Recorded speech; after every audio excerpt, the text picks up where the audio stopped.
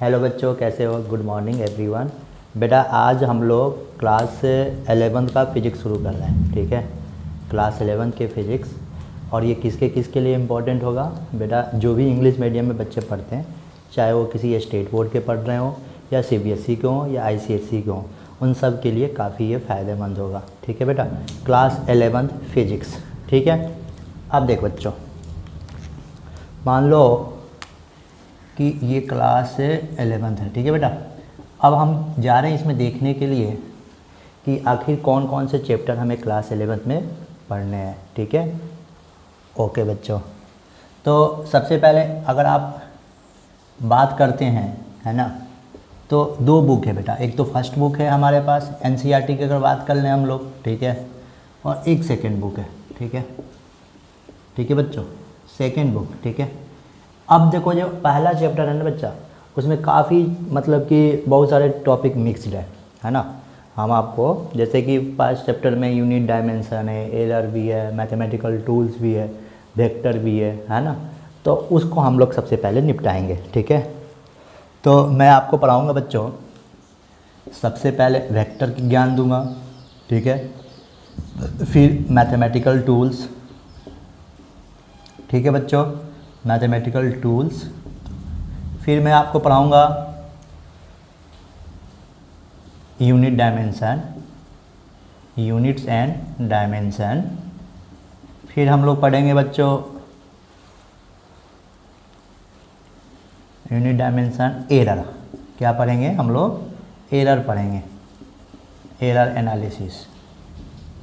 ठीक है, ये लगभग हमारा एक चैप्टर एरर एनालिसिस में वर्नियर कैलिपर स्क्रू गॉग है ना, उसको भी अपन देखेंगे। तो ये चैप्टर लगभग एक ख़त्म हुआ है ना। इंट्रोडक्शन फिजिक्स वर्ल्ड करके एक चैप्टर होगा, आप देखो इंट्रोडक्शन इन फिजिक्स। उसमें सिर्फ क्या करना, आपको एक बार इंट्रो मार लेना। वहाँ से ना जेई पूछती है, ना नीट पूछता है, ना ही आपके बोर्ड में कभी आएगा, है ना।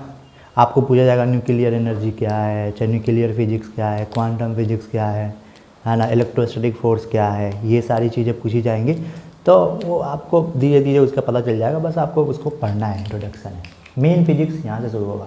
वेक्टर, मैथमेटिकल टूल्स, वेक्टर की बात पढ़ेंगे है ना धीरे धीरे। मैथमेटिकल टूल्स जो लोग पढ़ चुके हैं वो जानते होंगे, या आप बिल्कुल नए हो, आपने कभी नहीं जाना। तो फिजिक्स को सॉल्व करने के लिए कुछ मैथमेटिक्स जैसे कि इंटीग्रेशन है, डिफरेंशिएशन है, ट्रिगोमेट्रिक है ना, लॉग है ना, ये सब की ज़रूरत पड़ती है। तो मैथमेटिकल टूल्स में जो भी आप पढ़ रहे हो उसका नोट्स बनाना बहुत ज़रूरी है। क्लास नोट्स कैसे बनाना है? जैसे आप वीडियो पढ़ रहे हो है ना, जो भी वीडियो देख रहे हो, पढ़ ही रहे हो, देख रहेगा, तो जो भी आप पढ़ रहे हो उसको टेबल चेयर पे बैठ के उसको देखना, समझना। जो चीज़ नहीं समझ में आए, देखो होता क्या है कि हमारे पास बहुत तरह के बच्चे हैं, सबका दिमाग तो एक तरह का नहीं है। बहुत सारा बच्चे होते हैं कि जो फास्ट करके देखते हैं, फास्ट करके कुछ ही चीज़ को देखना है 2x स्पीड पे देख लिया। आप 2x स्पीड पे देख सकते हो, आपका ब्रेन बहुत तेज़ है तो।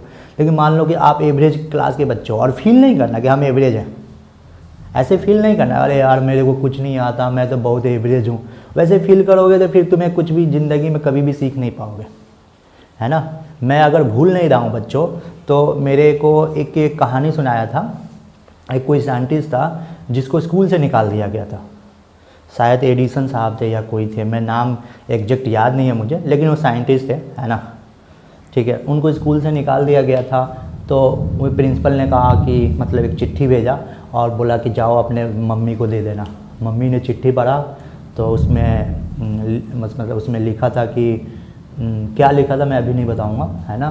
तो हुआ क्या कि उसके बाद मम्मी ने कहा कि बेटा तुम्हारे स्कूल से वो आया है, क्या बोलते हैं उसको, लेटर आया है कि आपको स्कूल नहीं जाना है, आप बहुत ब्रिलियंट हो और आपको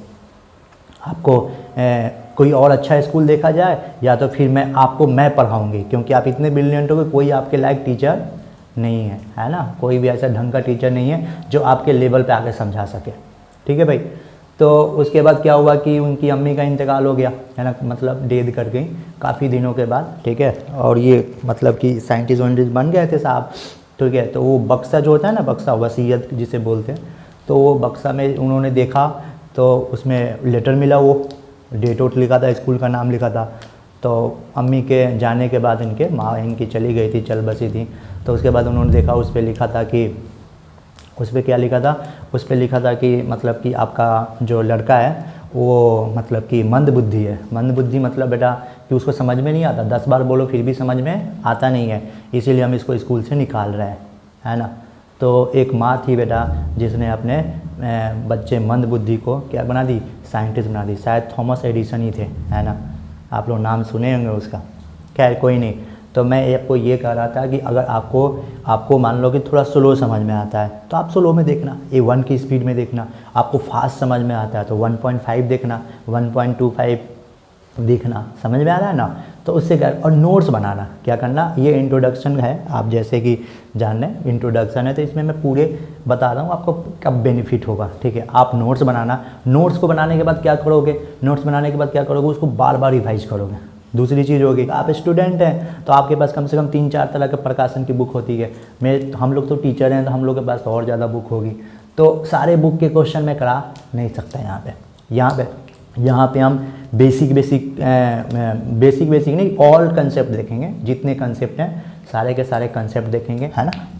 motion in 1D, motion in 1 direction. 1 direction मतलब ट्रेन जा रही है, ट्रेन आ रही है, ठीक है, 1 डायरेक्शन ये हो जाता है। दूसरा कि जैसे कि मान लो कि मोशन इन 1D में हम लोग ये देखेंगे, जैसे ऊपर बॉल फेंक दिया, आप लोग 9th क्लास में पढ़े होंगे, है ना, मोशन अंडर ग्रेविटी, है ना, बॉल ऊपर फेंक दिए। जैसे हम लोग ग्राउंड में खेलते हैं तो बॉल तो ऊपर फेंकते ही हैं, है ना, फिर कैच करते हैं, है ना।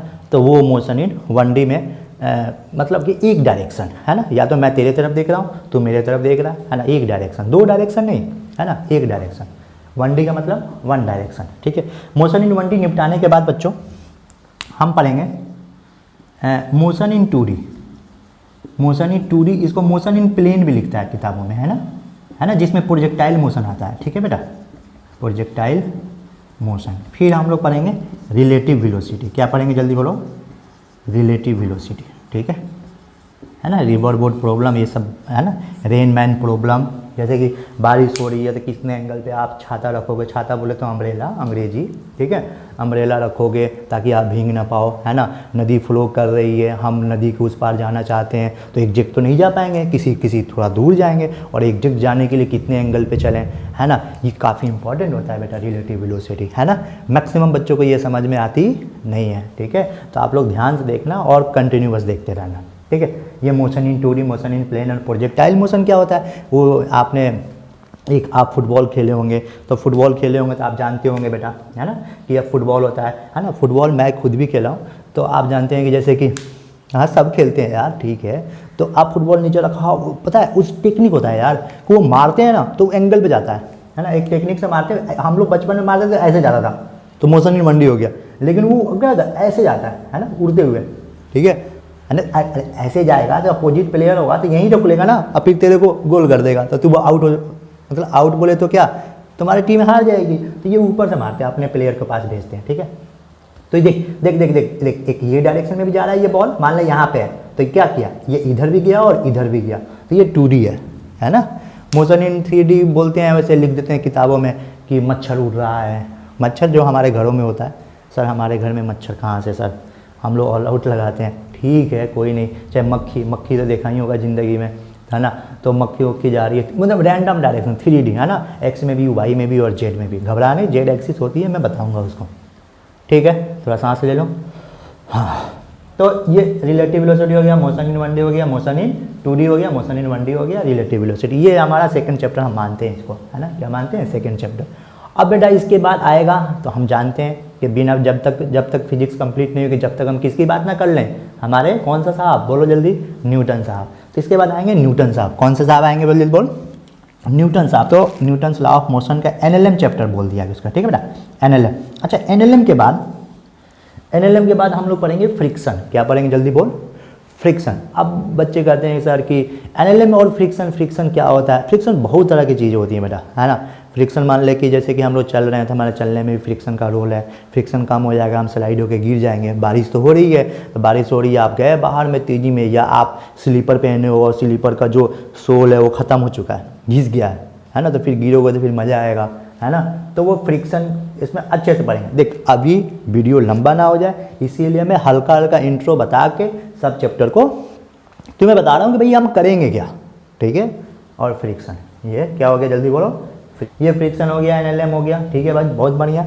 अब इसके बाद आएगा बेटा 2 चैप्टर, एक तो वर्क एनर्जी पावर, एक सर्कुलर मोशन, है ना। सर्कुलर मोशन, सर्कुलर मोशन लिख देता हूँ चैप्टर। तुम्हें पता है सर्कुलर मोशन जैसे बैंडिंग ऑफ साइकिल, इस हम लोग साइकिल से जाते हैं, बैंड कर जाते हैं या घूमते हैं, चक्कर काटते हैं, है ना। तो एक होता है बेटा, है ना, लिख देता हूँ वर्क एनर्जी पावर, जल्दी जल्दी लिख देता हूँ, है ना। वर्क एनर्जी पावर, फिर आएगा सर्कुलर मोशन, CM लिख रहा हूँ, है ना, सर्कुलर मोशन, क्योंकि मैं जो बोल रहा हूँ रिकॉर्ड भी तो हो रहा है, मैं जो बोल रहा हूँ रिकॉर्ड भी तो हो रहा है। तो CM बोले तो सर्कुलर मोशन, तो NLM हो गया, फ्रिक्शन हो गया, वर्क एनर्जी पावर हो गया, CM हो गया। अब जब CM तुम लोग पढ़ लोगे, उसके बाद आता है centre of mass. Circular motion पढ़ लोगे, वर्क एनर्जी पावर पढ़ लोगे, तो उसके बाद क्या होता है, सेंटर ऑफ मास, है ना। यही लिखता हूँ, फर्स्ट ही बुक में ये है ना, यहाँ लिखता हूँ सेंटर ऑफ मास, है ना। हर चीज़ का सेंटर ऑफ मास होता है, जहाँ से जिसका बहुत इंपॉर्टेंस होता है अपनी ज़िंदगी में, है ना। तो सेंटर ऑफ मास में बहुत law of conservation of energy, law of conservation of momentum, पूरा एप्लीकेशन लगेगा। मैंने देखा है कि बच्चों को यहाँ खूब मज़ा आता है, यहाँ भी मज़ा आता है, यहाँ मज़ा आता है, यहाँ मज़ा आता है। ये तो बोलता है कि ये तो सर एक बार पढ़ने वाला चीज़ है बस, यहाँ भी मज़ा आता है, ये भी बहुत आसान, ये भी बहुत आसान, बहुत आसान, मज़ा आ गया, मज़ा आ गया, मज़ा आ गया। सर्कुलर मोशन में भी मज़ा आ गया। जैसे शुरू होता है सेंटर ऑफ मास, उसका सेंटर ऑफ मास गायब। क्यों गायब होता है कि वो मतलब वो सोचता है कि अरे यार इतनी टफ कैसे हो सकती है फिजिक्स, सेंटर ऑफ मास है, उसके बाद सोचता है कि इतनी टफ कैसे हो सकती है। लेकिन मेरे बच्चों, अगर ये लंबा चैप्टर है और टफ है ना, अगर ये लंबा चैप्टर है और टफ है, मान लो इसके 100 पेज का नोट्स है, तो 100 पेज को आप क्या करोगे, डेली रिवाइज करोगे। जो चीज़ मुश्किल होती है, जो चीज़ टफ होता है, उसको हम क्या करते हैं, डेली रिवाइज करेंगे, डेली उस पर उसके बाद नोट्स याद करेंगे, उसको डेरिवेशन को बार बार डेरिवेशन करेंगे, समझेंगे, उससे 2-3 बुक से क्वेश्चन लगाएंगे, मेहनत करेंगे, तभी तो सेलेक्ट होंगे। आप इंडिया में देखो पॉपुलेशन कितनी है, इतनी ज़्यादा, और बच्चे कितने हैं, 1-2 बच्चा थोड़ी ना है यार, बोलो। अरे 10-10 लाख, 15-15 लाख हमारे नीट में और JEE में बच्चे तैयारी करते हैं। लेकिन डॉक्टर और अच्छे IITs में कौन जाएगा, जो ज़्यादा मेहनत करेगा, बोलो। हम पढ़ाई कर रहे हैं तो हमें सिर्फ पढ़ाई पे फोकस रखना है, 2 साल, 11th और 12th 2 साल फोकस रख, ठीक है। रोटेशनल डायनेमिक्स, उसके बाद क्या आएगा, जल्दी बोलो, रोटेशनल डायनेमिक्स। भाई साहब, इसका ये जो चैप्टर है, इसको देख के आधे लोग तो पढ़ानी सूख जाता है ना। रोटेशनल डायनेमिक्स, उसके बाद हम पढ़ा देंगे ग्रेविटेशन। ग्रेविटेशन तो क्या आसान है ना, इसका 12th में भी यूज करेगा, है ना, इलेक्ट्रोस्टैटिक्स की तरह। ग्रेविटेशन आसान है, ठीक है भाई। अब ये हमारा ये हो गया, ठीक है। अब देख बेटा, ये पहला चैप्टर ऑलमोस्ट कंप्लीट है, ऑलमोस्ट का पूरा कंप्लीट है ना। उसके बाद हमारी कहानी शुरू होती है बेटा सेकंड चैप्टर में। अब सेकंड चैप्टर में बेटा 3 यूनिट है ना। मैं तो खैर 3 यूनिट बोलता हूँ, है ना। 3 यूनिट क्या क्या है देख।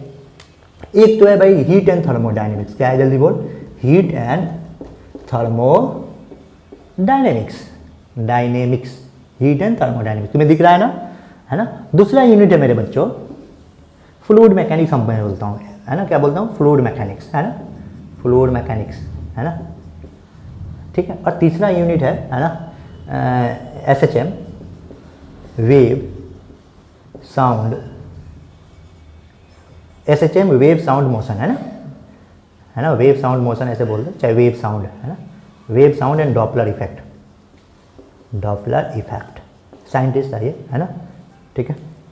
अब देख मेरे बच्चा, देख, है ना, तुम्हें बोर्ड दिखना ज़्यादा इंपॉर्टेंट है। मैं नहीं दिख रहा हूँ कोई बात नहीं, और दिख रहा हूँ तब भी कोई बात नहीं, ठीक है। Heat and thermal. अब बच्चे कहते हैं कि सर उन्हें क्या हुआ, सर इसमें से मैं तो खुद उनसे पर्सनली ये पूछ लेता हूँ, है ना, तुम्हें जो यूनिट पढ़ना है पढ़ा देता हूँ, है ना। इसके पढ़ाने के बाद बच्चों को थोड़ा फ्रीडम मिल जाए, चल क्या पढ़ेगा, तो बोलता है सर हीट पढ़ेंगे, तो चल हीट पढ़ ले। कोई बोलता है फ्लूइड मैकेनिक्स पढ़ेंगे, चल फ्लूइड मैकेनिक्स, क्योंकि हमें बेसिक मिल गया। और ये जिस बच्चे का यहाँ से यहाँ तक जिस बच्चे का मजबूत होता है, मैं तुम यकीन मानो वो 12th में भी चला जाता है। 12th में भी जाने के बाद उसका बहुत अच्छा से जाता है, बहुत अच्छा मज़ा आता है उसको, बोला क्या मज़ा आ गया है, क्योंकि उसका बेसिक मजबूत है। आप इलेक्ट्रोस्टैटिक्स पढ़ोगे, वहाँ भी सेंटर ऑफ मास आ जाएगा, बोलो, वहाँ पे चार्जिंग लोगे, टेंशन आ जाएगा, है ना। बहुत सारी चीज़ें होती है बेटा, है ना। तो उसके बाद क्या, आज सबके नोट्स बनाने बहुत ज़रूरी है ना। अब देख बेटा, तो इसमें देख मैं लिख देता हूँ कैलोरीमेट्री, है ना। हमारे घरों में गीजर लगा रहता है, तो कितना देर में पानी गर्म हो जाएगा, कितना हीट देंगे, तो कितना कैलोरीमेट्री आप लोग, ठीक है, ICSE वाले बच्चे पढ़े होंगे, है ना। नहीं पढ़े हैं तो CBSE वाले अगर नहीं पढ़े हैं तो कोई टेंशन नहीं है बच्चों, नहीं पढ़े तो कोई बात है, लेकिन अपन पढ़ाएंगे, है ना, ठीक है। कैलोरीमेट्री के बाद हीट ट्रांसफर पढ़ेंगे इसमें, है ना। 4 चैप्टर हैं लगभग, एक छोटा सा थर्मल एक्सपेंशन भी है, हीट ट्रांसफर। फिर आएगा बेटा कैलोरीमेट्री, हीट ट्रांसफर। उसके बाद क्या आता है KTG, kinetic theory of gases, है ना, ठीक है बेटो।